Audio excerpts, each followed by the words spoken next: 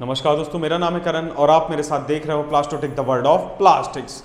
तो दोस्तों, आज वीडियो पे बात करने वाला हूँ। आज मैं आपको इंजेक्शन मोल्डिंग के कुछ फार्मूले बताऊंगा। इंपॉर्टेंट फार्मूले होते हैं, जैसा कि मैं हमेशा कहता रहता हूँ, मशीन कोई भी हो दुनिया की, जो है इंजेक्शन मोल्डिंग वो फार्मूला बेस पे चलती है। और एक चीज़ पे मैं बात करूँगा कि सिर्फ फार्मूला ही नहीं, बहुत सारे लोग होते हैं वो पूछते हैं, जब मैं कॉल करता हूँ कोर्स वगैरह से रिलेटेड, तो वो पूछते हैं कि ये मशीन है मेरे पास, टोशिबा मशीन है, कहीं एल&टी है, तो जो है फेरोमैटिक है, फिर जो है सुमिटोमो है। तो इस तरीके से दोस्तों क्या होता है कि मैं आपको कोर कॉन्सेप्ट बताता हूँ। कोर कॉन्सेप्ट में क्या होता है कि आपको सारी चीज़ें पता चल जाती हैं कि ये मशीन कोई भी हो दुनिया की। पता चला आप एक मशीन सीख रहे हो, फिर दूसरी मशीन आ गई, फिर तीसरी मशीन आ गई, तो इस तरह से दिक्कत होगी आपको। तो जब आपका कोर कॉन्सेप्ट क्लियर होगा तो दुनिया की कोई भी मशीन हो, जब आपको फार्मूला कॉन्सेप्ट चीज़ें पता होंगी तो आप आसानी से कर पाओगे उन चीज़ों को, बहुत ही आसानी से। इस आज का जो वीडियो है, इस पे जो मैं फार्मूला बेस पे बात कर रहा हूँ, तो इस पे कुछ चीज़ें हैं। ये जो डेटा है ये आपके पास होना चाहिए। ये डेटा आपको आसानी से पता होता है। कोई भी अगर एक नॉर्मल भी जो इंजीनियर होता है उसको ये इतना डेटा पता होता है। ये डेटा आप पता करिए अपनी मशीन पे, उसके बाद जो है आपका काम आसान हो जाता है। सबसे पहले पार्ट वेट, आपका जो पार्ट बन रहा है वो कितने वेट का है। जैसे मेरा पार्ट है 96 ग्राम का, मैंने लिख दिया। नेक्स्ट है शॉर्ट वेट, आपकी मशीन का शॉर्ट वेट कितना है, तो ये है 25.6 मेरी मशीन का। रेसिन मतलब कौन सा मटेरियल मैं इस्तेमाल कर रहा हूँ, मैं HDPE इस्तेमाल कर रहा हूँ। तो आपको अपने मटेरियल की डेंसिटी ज़रूर पता होनी चाहिए। तो मेरे मटेरियल जो मेरा HDPE है उसकी डेंसिटी है 0.75 ग्राम पर सीसी, मतलब क्यूबिक सेंटीमीटर। यूनिट ज़रूर याद रखिए, कौन कौन सी चीज़ ग्राम में होती हैं, कौन कौन ग्राम पर क्यूबिक सेंटीमीटर में होती।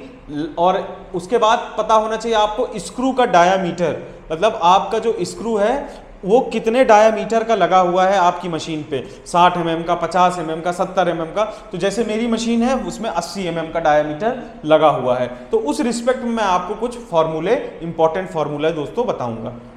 यहाँ पे देखिए एक रफ स्ट्रक्चर, एक रफ फिगर मैंने बताया है, जिसमें एक बैरल है, बैरल के अंदर ये स्क्रू बना दिया है, ये हॉपर है। ये एक तरीके से आपको समझाने के लिए। अब स्क्रू का डायामीटर इसमें आपको पता होना चाहिए। स्क्रू का डायामीटर क्या होता है, जैसे मान लीजिए ये आपका स्क्रू है, तो यहाँ से यहाँ तक की जो डिस्टेंस होती है उसी को हम डायामीटर कह देते हैं। वो mm में होता है आपका स्क्रू का डायामीटर।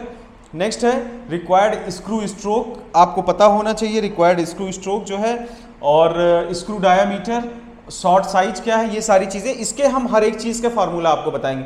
पहला फार्मूला बताऊंगा रिक्वायर्ड स्क्रू स्ट्रोक, कितना स्क्रू स्ट्रोक की रिक्वायरमेंट है, कितना मटेरियल जो है आप फिल कराना चाहते हो अपनी मशीन में, कितना मटेरियल दो कि आपका ये प्रोडक्ट बनके तैयार हो जाएगा। मैं इस प्रोडक्ट को रिस्पेक्ट पे लेके आपके लिए लेके चलूंगा।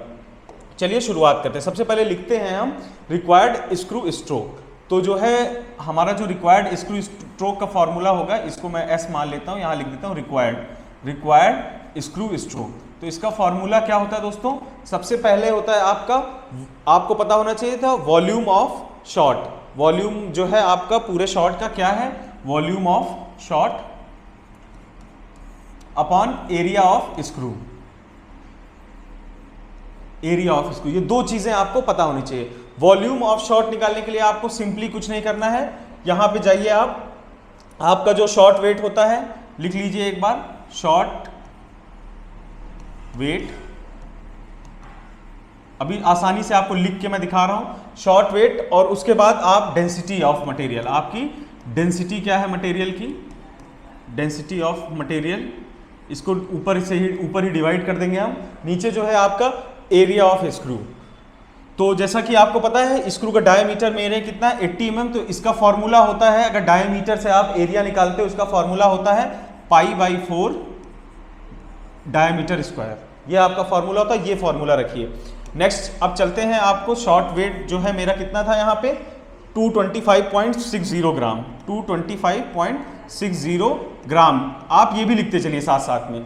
डिवाइड कर देंगे हम किससे, density of material. Density of material हमारी कितनी है 0.75 ग्राम पर क्यूबिक सीसी मान लीजिए इसको, या तो फिर मैं इसको लिखता हूं तो ऐसे लिखेंगे हम सेंटीमीटर क्यूब।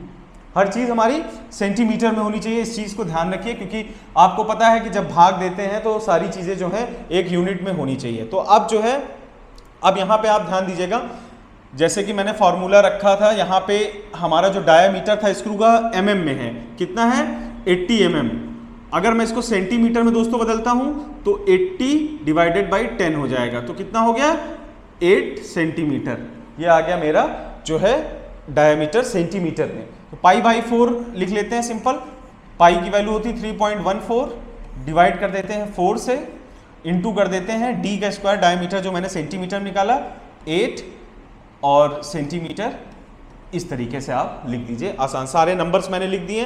अब हमको क्या करना है, यहाँ ग्राम ग्राम मैंने काट दिया, ऊपर मेरा क्या बचा, अगर इसको डिवाइड करते हैं तो मेरा आंसर आएगा जो है सिंपली जो है 300.8 सेंटीमीटर क्यूब। कितना आया दोस्तों, अगर मैं इसको डिवाइड कर देता हूँ, आप भी करिए, अपने साथ साथ करते रहिए, 300.8 सेंटीमीटर क्यूब।